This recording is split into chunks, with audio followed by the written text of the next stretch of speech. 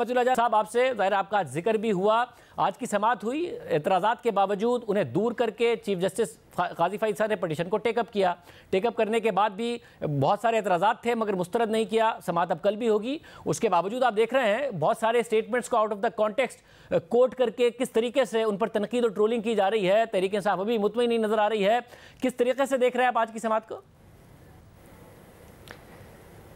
शाहज़ेब, मुझे लग रहा है कि एक दफ़ा पुराने जो बिछड़े हुए दोस्त थे वो दोबारा मिल गए हैं और किसी हद तक जो ट्रेंड और तरबियत याफ्ता ट्रोल्स थे पीटीआई के, वो एक बार फिर उनको पुराने उनके दोस्त मिल गए हैं और दोनों इस वक्त ख़तरे में ख़ुद को महसूस करते हैं। और जिस तरीके से आज इमरान खान के दौर को याद किया गया, जनरल बाजवा और जनरल फैज़ के वक्त को हवाला दिया गया और जिस तरीके से पीटीआई के इन लोगों के हवाले से जेन्युइन क्वेश्चंस रेज़ किए गए चीफ जस्टिस की तरफ से, तो लगता ये है कि ये मामला जो है एक बार फिर पुरानी इस्टेब्लिशमेंट और पुरानी पीटीआई की तरफ ही जाएगा। तो इसीलिए हम सोशल मीडिया के ऊपर ये रद्द-ए-अमल देख रहे हैं। हालांकि पीटीआई की जो दरख्वास्त थी या बैरिस्टर एतजाज़ अहसन की दरख्वास्त कहें वो भी गलत ना होगा, उसको मुस्तरद नहीं किया गया, खारिज नहीं किया गया, एतराज़ात दूर किए गए और अब उसको बाकायदा उन इशूज़ पे बात होगी। मगर इसके बावजूद भी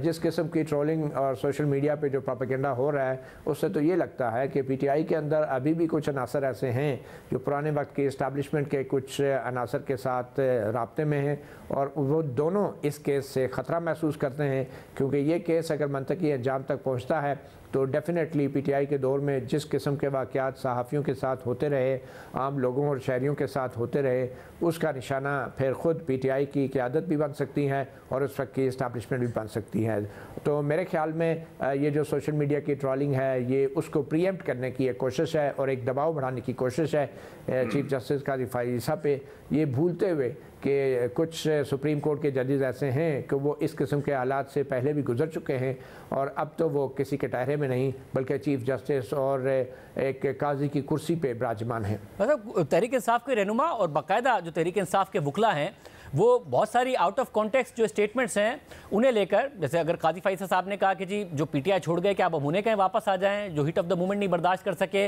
अगर वो इस वक्त आज़ाद हैं तो वो खुद क्यों नहीं आ जाते, पटिशनर बन जाते। अब इसमें से सिर्फ जो किचन की हीट वाला कॉमेंट है उसको निकाल कर हम देख रहे हैं कि ट्वीट्स पर ट्वीट्स हो रहे हैं, ट्रोलिंग हो रही है। साथ में ये भी बताएगा कि एक जो स्टेटमेंट था उनका, ज़ाहिर किसी के बारे में ये पूछना, जब जजेस पूछते हैं कि ये कौन है, तो क्या ये उनकी लाइल्मी जाहिर करता है क्योंकि आप बड़े सीनियर सहाफ़ी हैं मसूल साहब, या ये जाहिर करता है और जजेस आमतौर पर ये करते हैं ये पूछने के लिए और ऑन रिकॉर्ड लाने के लिए कि किसका जिक्र हो रहा है?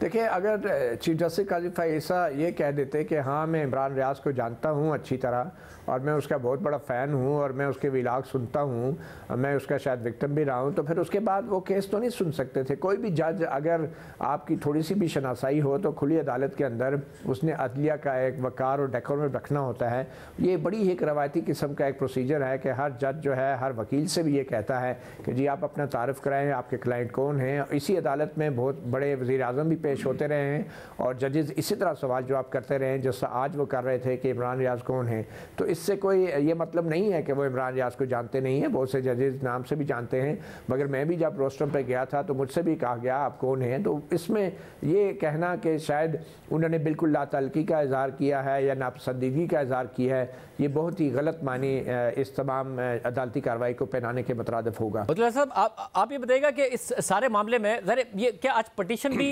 एक्सपोज हुई है जिसकी वजह से इतना रिएक्शन नज़र आ रहा है कि ट्रोलिंग हो रही है, तनकीद की जा रही है, आउट ऑफ कॉन्टेक्स्ट जो है वो रिमार्क्स निकाले जा रहे हैं कि एतजाज़ साहब की ज़ाहिर पटिशन थी, क्या ये एक्सपोज हुई है? क्योंकि चीफ साहब कह रहे थे भाई अब अगर ये लोग गुमशुदा भी हुए थे इस वक्त बाहर आ गए हैं, आप शेख रशीद साहब हैं, दीगर लोग हैं, उनको शामिल कीजिए, उनसे कहिए कि वो अदालत में आए या कोई सहाफ़ी है वो अदालत में आए, तो ये क्या एक्सपोज हुआ है सारा मामला?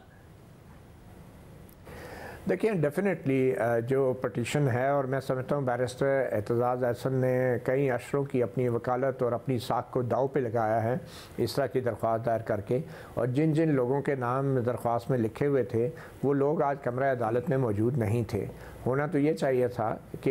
ये मुद्दई जो है अगर सुस्त हैं और वकील चुस्त हैं तो फिर ये दरख्वास्त वापस ले लेनी चाहिए थी, मगर बैरिस्टर एतजाज़ अहसन ने ऐसा नहीं किया। ये जानते बूझते हुए भी कि अब ये दरख्वास्त जो है बेमायनी है, वो ये चाह रहे थे कि चीफ़ जस्टिस काजी फैज़ ईसा और आइन की बालादस्ती और इंसानी हकूक़ पे यकीन रखने वाले जो दीगर जजेज़ हैं उनको एक इम्तहान में डाला जाए। मगर आज बेंच की तरफ से, जजेस की तरफ से जो सवालात उठे हैं उससे न सिर्फ ये कि बैरिस्टर एतजाज़ अहसन की वकालत, सारी उम्र की वकालत और PTI की जो क्रेडिबिलिटी और जो साख है वो एक बहुत बड़े इम्तहान में पड़ गई है। ये वही PTI है शाहज़ेब खानज़ादा साहब, जब मेरे साथ ये वाक़या हुआ था तो आप यकीन करें कि PTI का एक MNA या एक वज़ीर भी उसने टेलीफोन तक करना जो है गवारा नहीं किया था। और कई मौक़ों पे तो एक दफ़ा तो फवाद चौधरी ने यहाँ तक कह दिया कि मेरे पास आपका टेलीफोन नंबर ही नहीं था। और इस तरह की बातें तो मेरे ख्याल में अब ये शेख रशीद जो है मुझे जब मिले बतौर वज़ीर दाखिला मेरे साथ होने वाले वाक़े के बाद तो वो हंस रहे थे, मजाक कर रहे थे, मेरा मजाक उड़ा रहे थे। अब मैं उन बातों को दोहरा नहीं सकता, मगर अफसोस होता है इन लोगों की अब हालत ज़ार को देख के। मैं तो अभी भी नहीं समझता कि शेख रशीद कोई बहुत बड़े मासूम हैं, क्योंकि वो जिस तरह का उनका किरदार पाकिस्तान की सियासी तारीख में रहा है उसके बाद तो मैं कोई भी शख्स शायद उनकी मासूमियत या उनके चिल्ला काटने पर यकीन नहीं करता, क्योंकि ये चिल्ला कोई 40 दिन का उनका नहीं था। ये चिल्ला पिछले 25-30 साल से वो काट रहे हैं गेट नंबर 4 का। और अब की बार भी जो जिस किस्म के वो मासूम सूरत लेके आते हैं, मेरे ख्याल में चीफ जस्टिस ने दुरुस्त तौर पर यह सवाल उठाया कि क्या आप शेख रशीद को भी अब एक मासूम आदमी कहेंगे। तो ये PTI की साख भी इससे मुतासर हुई है और PTI अच्छी तरह जानती है कि आज जो सुप्रीम कोर्ट में कार्रवाई हुई है उसके बाद वो बुरी तरह बेनकाब हुई है। और बतौर सियासतदान, बतौर एक सियासी जमात PTI जिस तरीके से इस्टेब्लिशमेंट से मिलकर सहाफ़ियों के साथ और सियासतदानों के साथ जो करती रही है, आज उसका वो माजी का किरदार भी और माजी का वो आईना भी जो है चीफ जस्टिस काजी फैज़ ईसा ने उनको दिखा दिया है। तो जब उनके पास कोई जवाब नहीं मिला तो अब सोशल मीडिया के ऊपर ये तमाम रद्द-ए-अमल और रिएक्शन, और मैं जैसे मैंने पहले कहा कि अब लगता है कि इस्टेब्लिशमेंट और PTI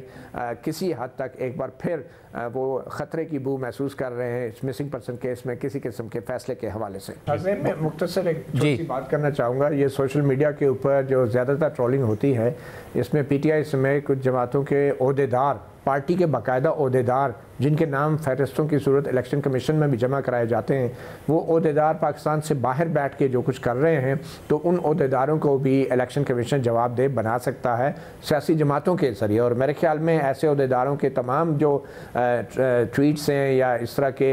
पैगामात हैं, तो मेरे ख्याल में उनके ऊपर सियासी जमातों को इलेक्शन कमीशन जवाबदेह बना सकता है कि आपके ये ओहदेदार हैं, या तो आप उन्हें डिसऑन करें या आप उन्हें ब्लॉक करें या आप उन्हें रीट्वीट करना बंद करें, आपकी पार्टी की क्या पॉलिसी है, तो उनको they should come out clean. तो मेरे ख्याल में ज़्यादातर ये पाकिस्तान के बाहर से जिस किस्म की ये प्रोपेगेंडा होता है तो उसको इलेक्शन कमीशन उसके ऊपर पॉलिटिकल पार्टीज़ के मतलब जो कवानीन हैं उनको इस्तेमाल करते हुए ज़रूर कार्रवाई कर सकता है।